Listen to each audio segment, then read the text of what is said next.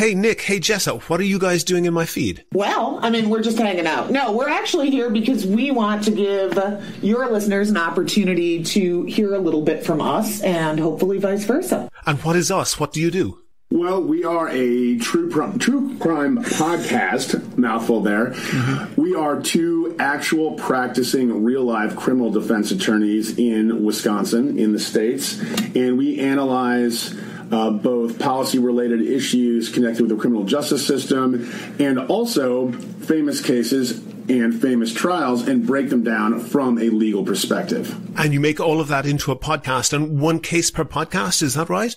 Well, it depends on the complicated or lack of complicated issues in the case. What we try and do is pick cases where there's been a public reaction to the verdict. So, for example, in the U.S., Casey Anthony or George Zimmerman, and we pull the actual trial transcripts and talk about what the law was that could have led the jury to come to the conclusions that they did. Well, rather than telling people what it is, let's people hear it. Here's a whole episode of your podcast coming up right now. Here it is. Getting off.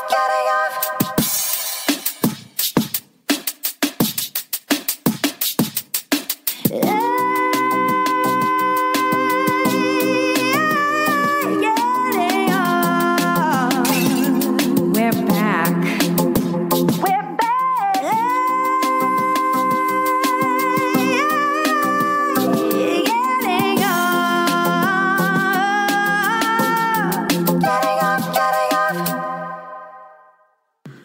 Hey, everybody. This is Nick. This is Jessa. And this is the Getting Off podcast. As always, we're back.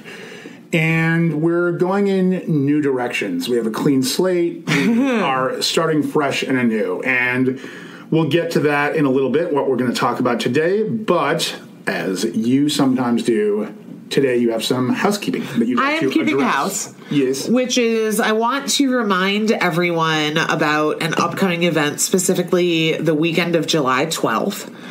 The weekend of July 12th, 13th, and 14th, Nick and I will be in Chicago, Illinois at the True Crime Podcast Festival.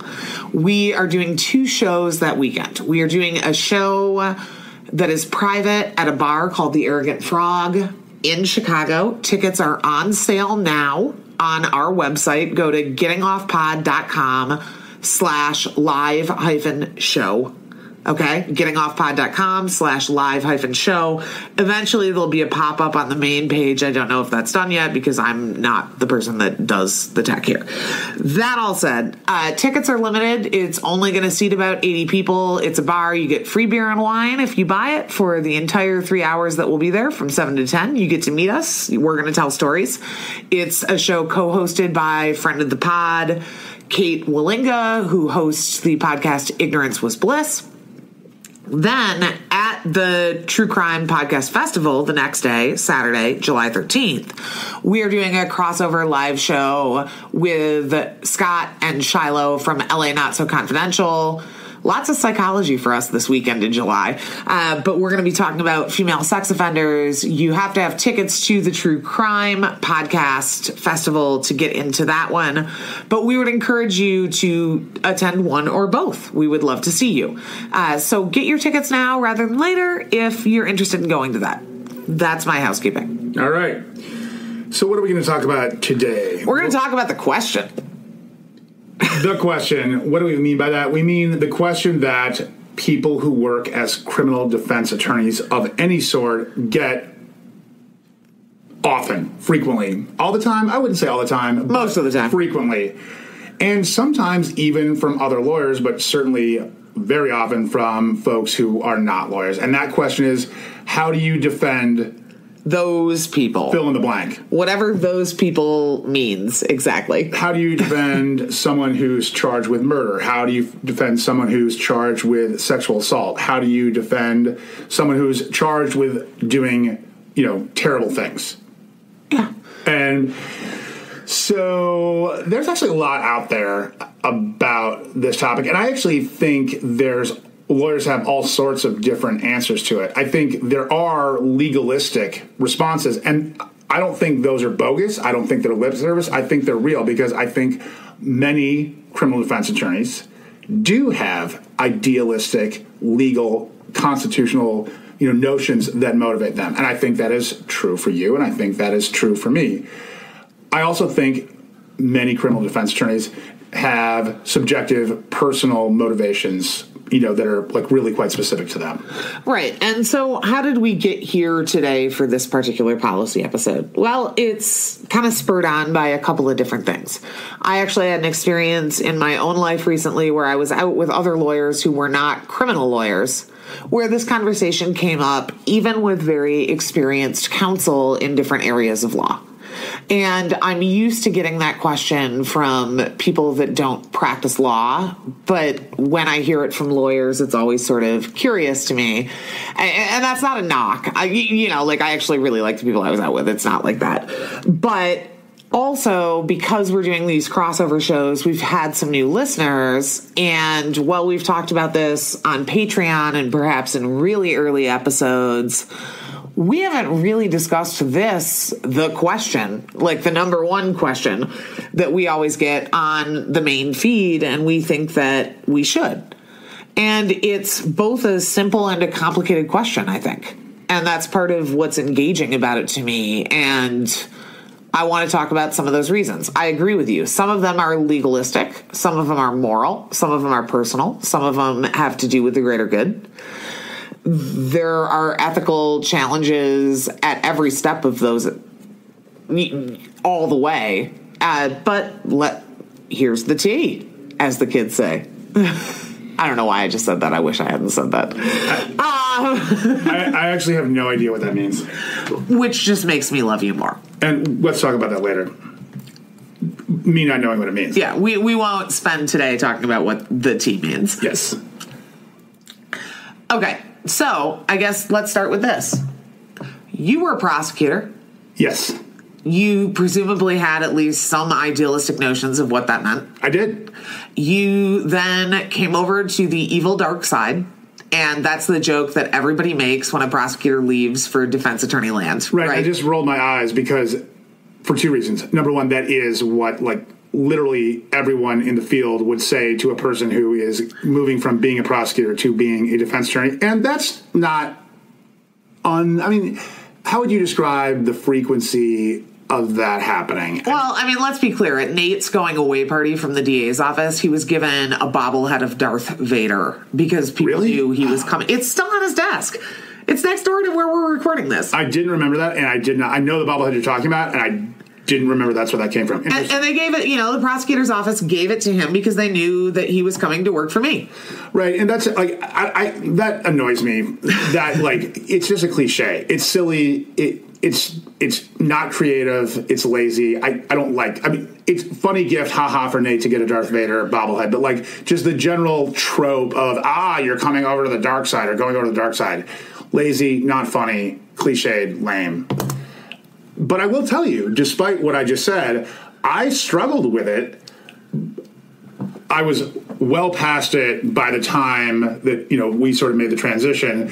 But as I was thinking my way through that transition, thinking when I still was a prosecutor about whether or not that was something I wanted to do or other career options and that kind of stuff, I really had it was a part of my identity that I was a prosecutor. I did have very idealistic notions about it. I had very particular notions about the right way to do it, the wrong way to do it, that kind of thing. So it was a big part of my identity, and it was hard for me to let go of that. Now, I worked my way through that. Part of what helped me work my way through that was the idealistic side of being a defense attorney, which I think we should talk about.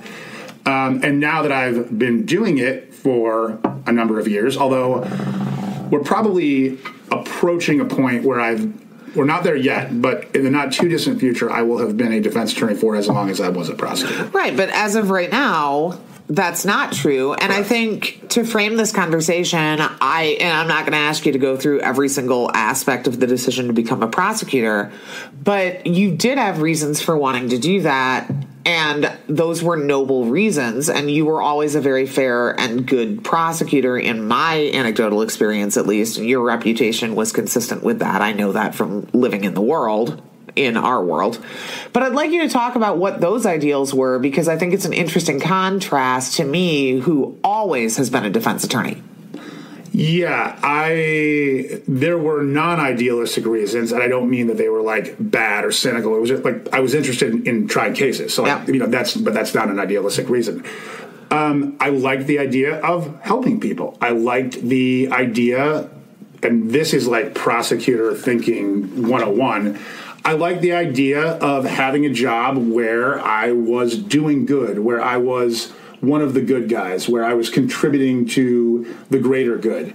And prosecutors absolutely have the power and the authority and the ability to do those things. They also have the ability and the power and the authority to do the opposite, to do not that. And that is something there's a lot of if you did research into case law about prosecutorial discretion and authority and all that kind of stuff out there in the jurisprudence and academia and in model rules and the ABA and ethics, there's all sorts of talk about the ethics and the authority that prosecutors wield and how careful they have to be. You're not really trained that way. So like it's out there in the world, but like you wouldn't know it, at least the way I came up as a prosecutor, just by like doing the job. And that's a problem, because the way it actually works, at least in Wisconsin, is you learn by doing, and you learn by picking up just the way things work around you. And that's a problem if the way things work around you is broken, is inconsistent with the law or ethics or yada, yada, yada. So that causes problems. But yeah, so I had lots of idealistic reasons. And the part of the job that I found most rewarding, number one, was probably interacting with the victims of crime. I found it personally rewarding to try to help people who were in need of help, and to do so in a moral and responsible and ethical way. Probably the second thing that I found most rewarding about it was to try to be fair and ethical to the people that I was prosecuting, because I believed that was absolutely unequivocally part of my job responsibility, part of my job description, because prosecutors are not supposed to just try to hammer people. They're supposed to pursue justice. And so they're supposed to be ministers of justice, right, however one defines that. Right. Now that's... And the issue, of course, is what's justice to you might not be what's justice to me. Correct. And so we should do a separate episode about that. Let me ask you one question about this. Yeah. While you were in the prosecutor's office, what opinions did you have about the job of defense counsel? I don't think I had an opinion that was wildly different from the one I hold now. It just wasn't as well developed. I respected defense attorneys. I grew up in a house of lawyers, and so I well understood that lawyers are advocates. They represent people or entities, and their job is to advocate on behalf of their client. And there's nothing, we're moving in this direction now. There is nothing wrong. There is nothing inappropriate about defending someone who has been charged with a crime. And so I didn't have a problem with, like, quote unquote defense attorneys as a whole. I liked good attorneys and I disliked bad attorneys. And that's still true today. Right. So in contrast, right, I also have a background in victims' rights because I worked in victims' rights before I went to law school, and that was a part of why I wanted to go to law school, was I worked in sort of a support capacity. I did legal advocacy as a quasi-social worker. I don't have an MSW. I'm not trying to hold it out as anything more than it was. However, I did take extensive training to do what I did at the domestic violence shelter. And you were there for a number of years. Yeah, I was there for 3 years, first as a volunteer and then as paid staff. And part of what I would do was go to court with people seeking restraining orders, or women that lived at the shelter that their husbands or partners were on trial for having committed acts of domestic violence or child abuse. And I provided emotional support. I literally held hands. And part of what I learned rather quickly about myself, even in my youth, was I'm not really the hand-holding type. I wanted to be the person that was talking. I wanted to be the person that actually got to speak up and advocate. I didn't want to have to be a shoulder to cry on. I wanted to be a change maker. And that is in no way suggesting that we should denigrate the incredibly challenging work that social workers and counselors and support staff do. Oh, right. No. That's not about denigrating roles. That's just about coming to realizations about your own personality and what role sort of suits you. Exactly. And I want to really stress that. I also have had some personal experiences in my life where I've seen the difference between the way that a perhaps unwoke, I guess, prosecutor will talk about a defendant versus who I have known that defendant to be. Because I've known people who have gone through the criminal justice system as a defendant, and I've seen how they're portrayed versus what I know about them, and there is often a rather large disconnect. And that disconnect makes sense if you think about it, because prosecutors typically don't meet defendants. There's this wall of a lawyer in between them a lot of the time. I mean, sometimes people are pro se, but usually there is. Prosecutors are not supposed to give legal advice to defendants. It's an adversarial system. You, as a prosecutor, learn about a person by reading police reports about a thing they are accused of doing that is a crime. Right.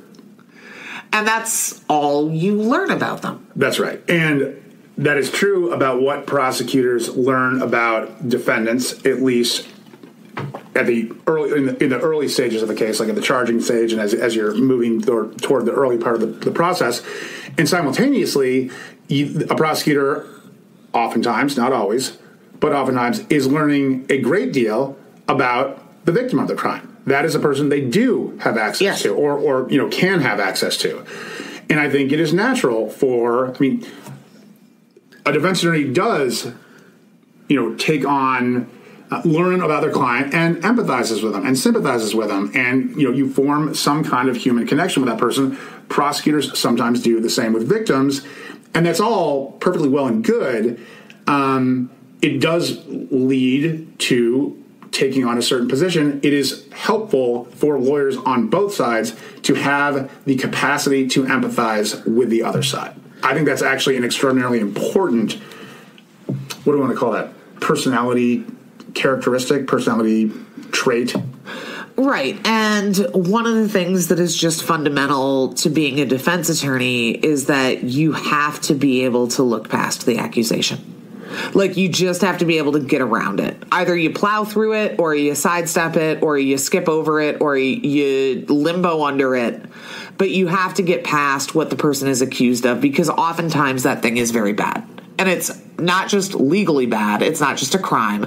But because defense attorneys, spoiler alert, are people, we recognize that morally some of the things that our clients are accused of doing and oftentimes have done to others are not things that we would advocate for. No, well, almost exclusively that's the case, because if a person is charged with a crime, what does that mean? It means they have violated a law that we collectively as a community have passed that said we don't permit this type of behavior. We collectively consider this bad. That's why we're making it a crime. But one thing that is bothersome, that is hard, that is difficult about being a criminal defense attorney is people who then, equate the attorney with the actions of the client. And that's bothersome for all sorts of ways. One you just identified. No one, for example, thinks child sexual assault is okay. Like, literally, well, I sure hope literally no one thinks that's okay. The vast majority of humanity collectively rejects that. Humanity collectively rejects murder. So we've all decided that this is bad enough that we can punish people. In every place I'm aware of, right. So these are unequivocally bad things. No attorney's like, yeah, no, I'm defending this person because I'm actually totally fine with that.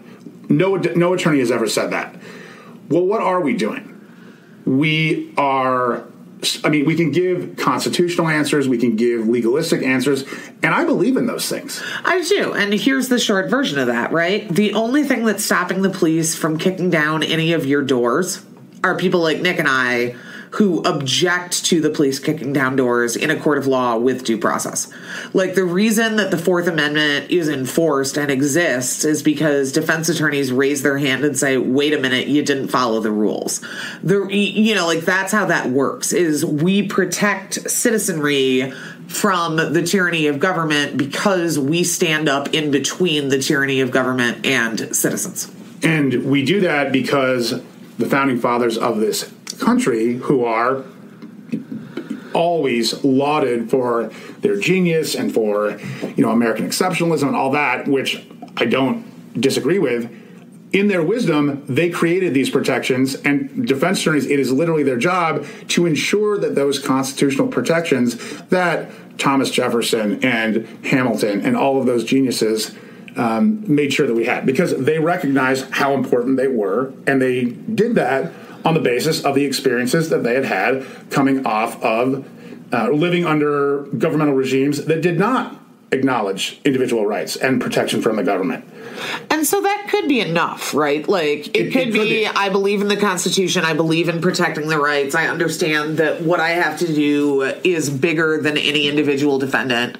That's my legal reason, that's my constitutional reason, that could be enough. Well, and right, but it's really actually, for me, like, the beginning. I agree. Right, like, that's the start. And it could be enough, I guess. But it's beginning because it's like, essentially what that is, the tip of the iceberg of, is we are there to ensure is the wrong word, because there are oftentimes all sorts of things that thwart. Yes, that thwart your best efforts. But we are there to try to ensure not only that our clients, have the benefit of their constitutional rights, but also to ensure that the process is just fundamentally fair. Right? Because, look, most of the time when someone is charged with a crime, they wind up, or crimes, far more often than not, they wind up convicted of something. Right? So, and I've been sitting here reading articles from different defense attorneys about the fact that we typically represent people who are guilty of something. But oftentimes, here's one thing that you and I both get very hyped up, and this can absolutely get me out of the bed every morning. Prosecutors overcharge things, and they take something, wrongdoing, some criminal act or actions, but they call it something more than it actually is. So that's one example. We fight for fairness in calling something what it actually is. That's one example. Yep. Another example is that prosecutors don't evenly apply their charging discretion. And certain groups of people are more prone to being introduced to the criminal justice system than other groups of people. And that's a fundamental fairness issue to me.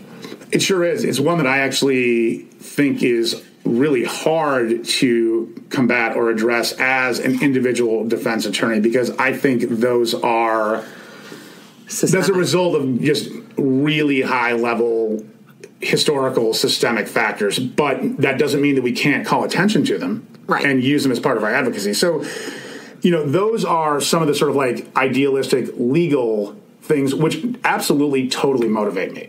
I would also suggest that for me, knowing, and this might sound counterintuitive to people, but for me, I think competent defense counsel actually helps crime victims. And here's why.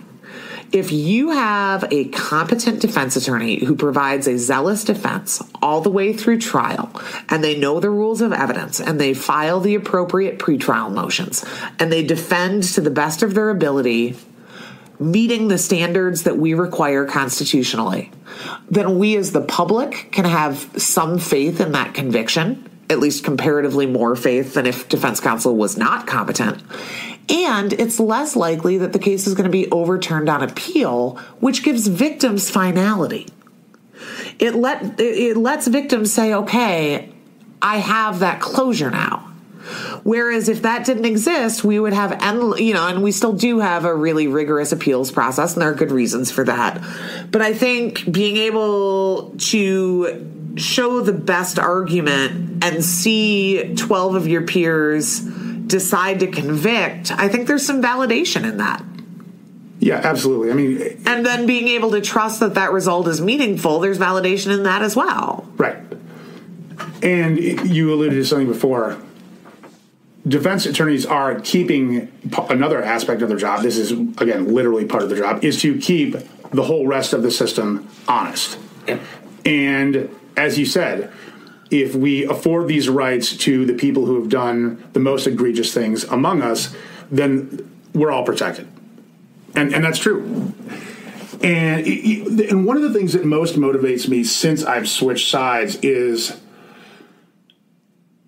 all right, I'll start off by saying it this way. It is heartening and it's wonderful when we have cases with prosecutors who are great at their job, both from a sort of tactical, legal, trial level, but also from a sort of moral and ethical level. Those are good days. Yeah. But it is really frustrating and really challenging and disheartening when you encounter prosecutors that don't fit that description.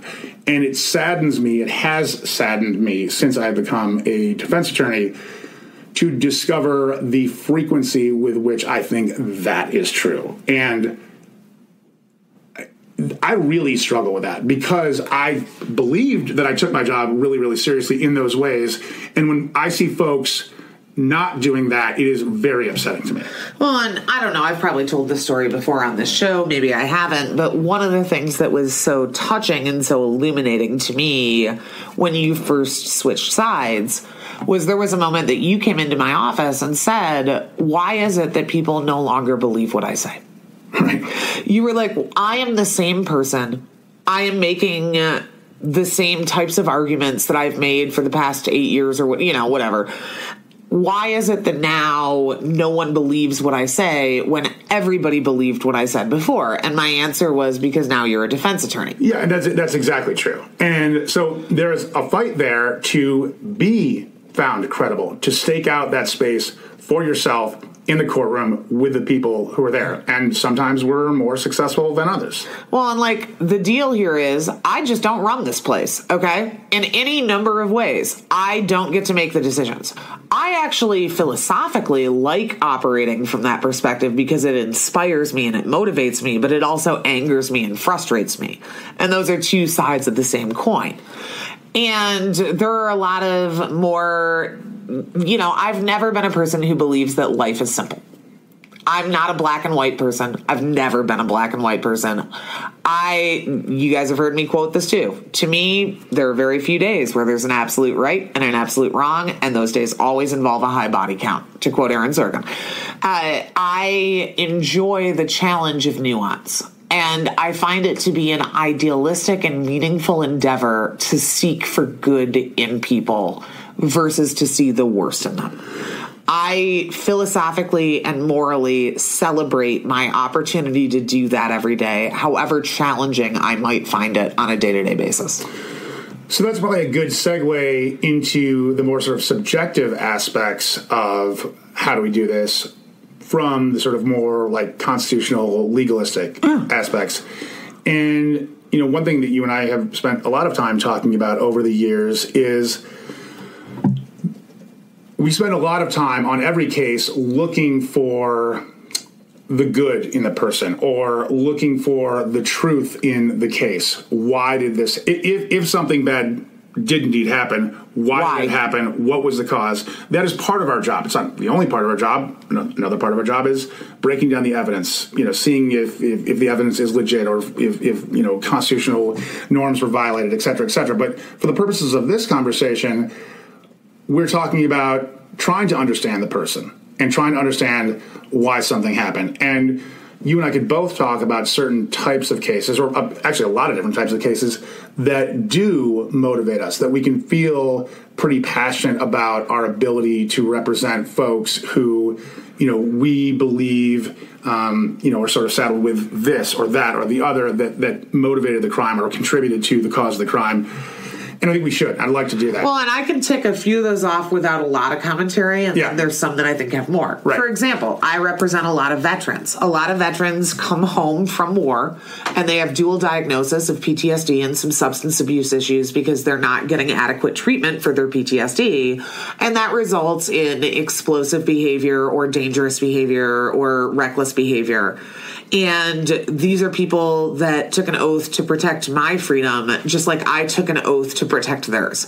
And to me, the least I can do after they've made that sacrifice and they've done such damage to their own psychological makeup is to stand up for their freedom after they took on all of that pain to stand up for mine. Absolutely. That one's easy. People with mental health issues who I feel like aren't as responsible for some of the things that happen. I politically, philosophically am against the war on drugs. So fighting to keep people out of prison for long periods of time for nonviolent drug offenses is something that comes very naturally and very easy to me because I don't have a lot of moral conflict about their crime.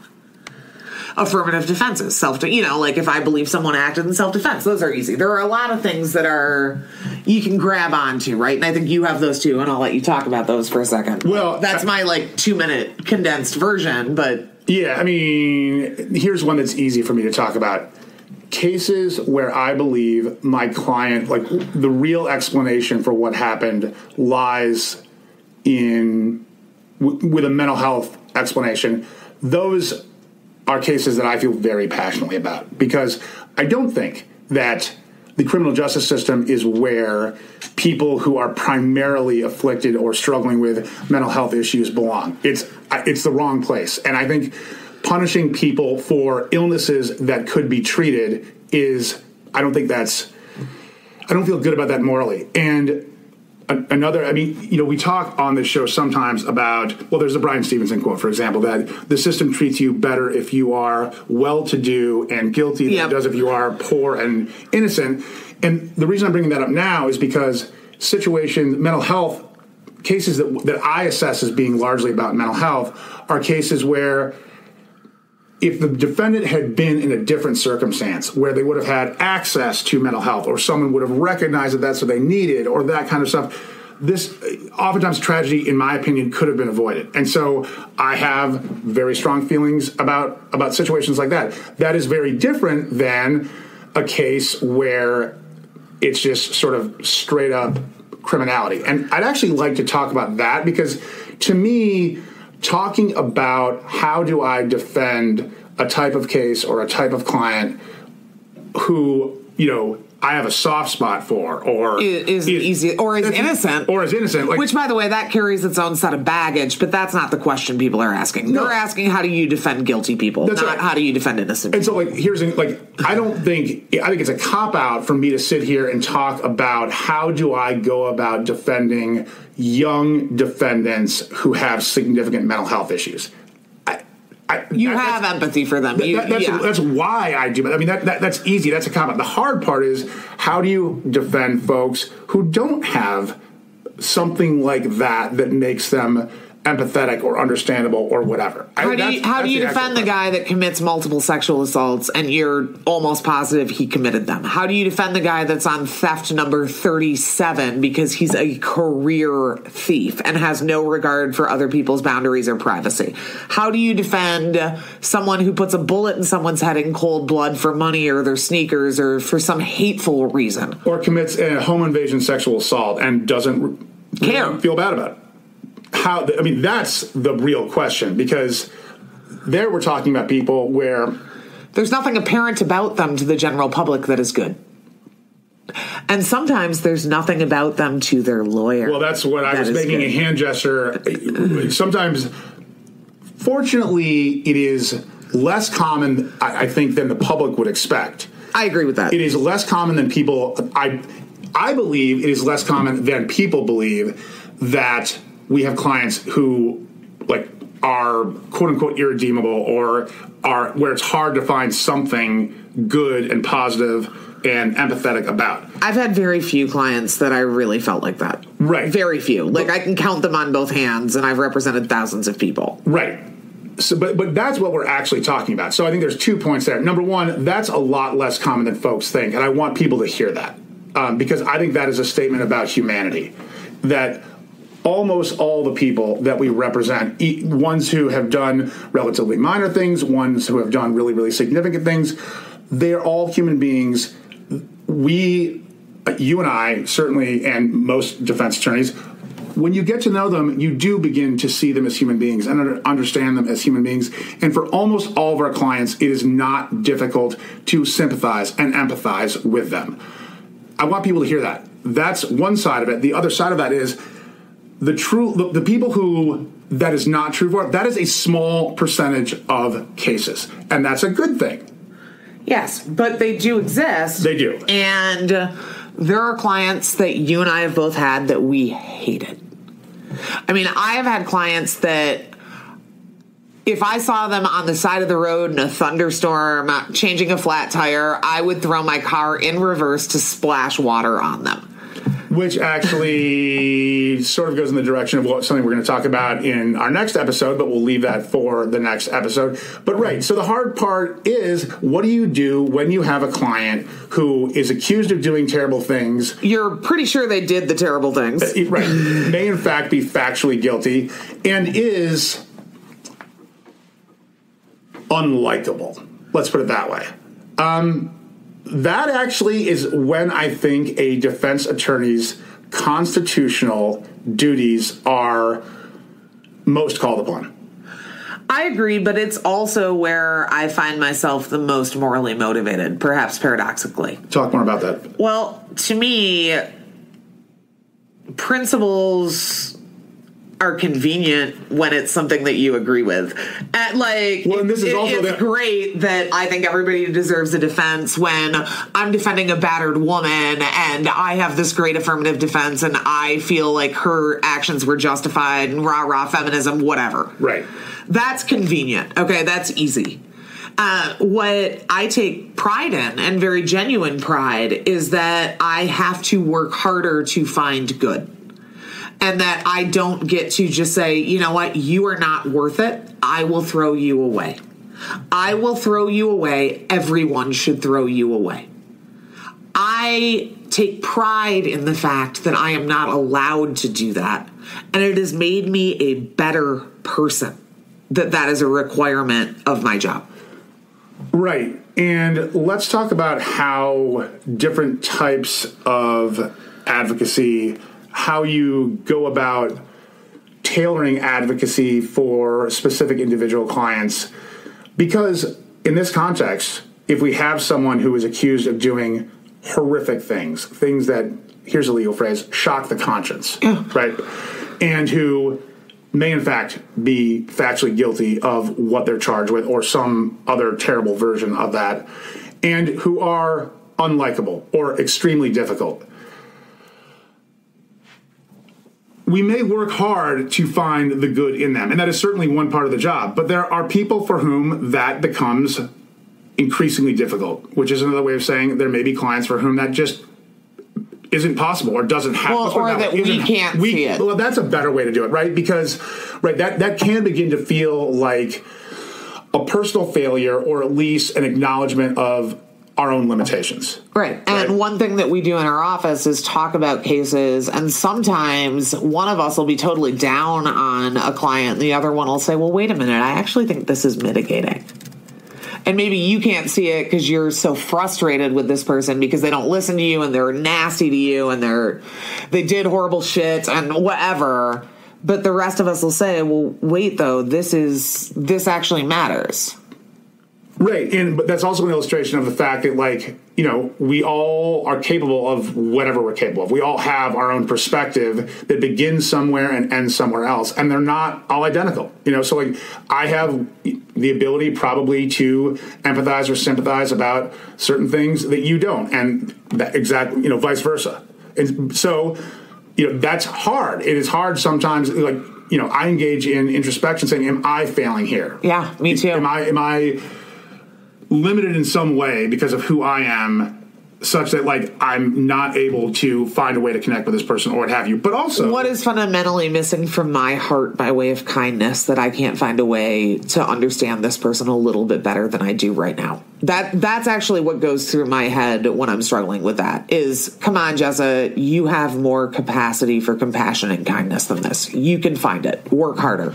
Right. There's that kind of thought process that goes on. But let's talk about the most challenging circumstances where, whether that's not possible or it's not possible for me or for you, given who, like, where we just really think somebody's a goddamn oxygen thief. Well, which occasionally we have, right? Sure. And there are times where we think that guy's going to just go do it again. Whatever it is, whatever the sentence is, after that sentence is completed, that guy will be right back in the criminal justice system. And you and I have both had clients where we've been pretty sure that was true. But you still stand, even in that situation, I think there's a part of me that sort of divorces myself from the individual if we're struggling to get along with each other or it's a contentious relationship or whatever. You still stand up and say, I am going to insist on fairness here. Like, that if this person is going to be convicted, that it happens fairly and properly. And then when we get to the sentencing portion, that what is going to happen to them is reasonable and appropriate and is not unfair and unduly harsh or arbitrary. Well, and we don't live in Minority Report, right? So, whether somebody is going to do something again shouldn't dictate, or our expectation that someone will do something again shouldn't dictate how we define justice or fairness for the thing they've actually done. Yes. Protection of the public is a sentencing concern, and that's going to affect what happens. If somebody presents as dangerous, they're going to receive a harsher sentence. Of course. And we don't have, as you just said, we don't have a perfect ability we have a very limited ability to predict what is going to happen in the future. You and I work with a variety of actuarial tools and assessments that are applied by the appropriate professionals that are the best we've got. Because there are a lot of people that try really hard to quantify the likelihood of criminality in the future, and we do that all the time and imperfectly. And people also say, well, what if the person that you get acquitted goes out and commits the same crime again? How do you live with that? And I have a really strong response to that. I'll let you say yours first, but, I react really aggressively. Attorneys are not responsible for the behavior of their clients. They're just not. So if I have done my job properly and fairly and ethically, and someone goes out and commits another crime, you tell me what I really push back against that. I do too. What are you going to respond? It's hard for me to really articulate anything that sounds vaguely intelligent because I find that so distasteful. Well, and some people might view this as an abdication of responsibility on my part and my role in getting somebody off, quote unquote. But my answer to that is what I said 20 minutes ago, which is I don't run this place. I didn't get to decide how this case was charged. I didn't decide what facts I was going to put in a criminal complaint. I didn't decide what witnesses I was going to call. I didn't decide how to prove this case. That is someone else's job. I have one singular narrow job, which is to defend this guy to the best of my ability. I don't get to make those decisions. And for me, I have never understood why it is that I have ever won a trial in my life, because if I were a prosecutor, I would not pursue cases that I would lose. Okay? And they have the ability to do exactly what you just said. And so to me, the conviction rate should always be 100%, because to me, an ethical prosecutor would not charge the case where the evidence is going to be suppressed because the police misconduct was outrageous. They should not charge the case where they know they have uncooperative witnesses who are going to set the world on fire and cause all sorts of problems. They shouldn't charge the case that they're not sure about, that they're, let's teach the guy a lesson or whatever. And so to me, I'm the underdog every time, right? The defense attorney has no power compared to the state. We have even the wealthiest client doesn't come close to having the resources of the United States government or the state government. I can hire every expert in the world, but they're going to have more access to investigation than I am every time. And to me, if you're angry about people getting off, you're angry at the decisions that the people in power made. You're not angry at me. I didn't do it. The prosecutor did. And part of the way that I can ethically be okay with my job is to count on prosecutors to do theirs. And some of the times that I've had the most challenges ethically and morally have been when I felt that the prosecutor failed my county or my state or my country, and that I showed up and did what my narrow slice of the system is, and they failed to show up and do the same. Correct. That's what makes me angry. I don't know why people think that because I stand up for someone's right to a fair trial, that somehow that converts to me being pro-homicide. Why would you think, like, that's such a simple, it's so simple. And this is complicated, difficult, challenging shit. And I don't think there's a lot of space for simplicity here. No, and it's supposed to be hard to take away someone's liberty. The Constitution is designed for it to be challenging, hard for the government to do that, because our founding fathers set it up such that individuals would be protected from government overreach. And one of the things that most motivates me, and I'm not sure if I've said this clearly yet in this episode or not, in being a defense attorney, is reacting to exactly what you just said. Prosecutors who I don't think are doing their job properly. They are overcharging things or mischarging things, or not taking the proper ethical considerations into account. And when I see that, that is government abusing individuals, and that's not hard for me at all to get motivated about. I have a quote sort of in this area that I love from Edward Bennett Williams, who's one of the most famous criminal defense attorneys that's ever existed. He was in Washington, D.C. He founded a firm that still bears his name, even though he is dead now, Williams & Connolly, which is one of the biggest field law firms in Washington, D.C. So he said, in the law, there is a presumption of innocence. It is a legal concept, not a moral one. I defend my clients from legal guilt. Moral judgments I leave to the majestic vengeance of God. Sure. I like that. And, to me, I think it's interesting that society's tendency is to put these transgressions on the shoulders of defense attorneys, where they say that, you were complicit in this. But there's almost never any similar statement towards prosecutors to say you were complicit in this because you failed to do your job properly. Good point. Why is it the person that has to stand up in the face of unpopular opinion, in the face of significant challenges? Why is it that I have to stand up when some guy calls and calls my paralegal a bitch and hangs up on me and spits at the bailiff and behaves like a total fucking asshole, and God knows that's happened? I have to be calm and do my duty, the oath I took. And yet when that person walks away, somehow society looks at me and says, that's on you, whatever they do next. That is not on me, and I reject that, and I cast that right off. Well, and it reflects, number one, probably, sort of a bill of goods that people are sold in sort of, popular media about how things work. And also it reflects an unfortunate misunderstanding of basic sort of constitutional rights. Yeah, and civics. Right. We should do better about that. So I think that both you and I, at the end of the day, do feel a higher duty to protect these rights, both legally and morally or philosophically. And that's part of what motivates us.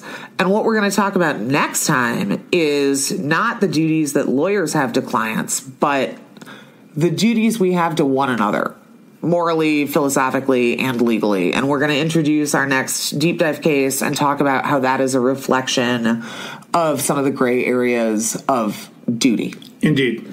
In the meantime, I am Jessa. I'm Nick. And this was Getting Off.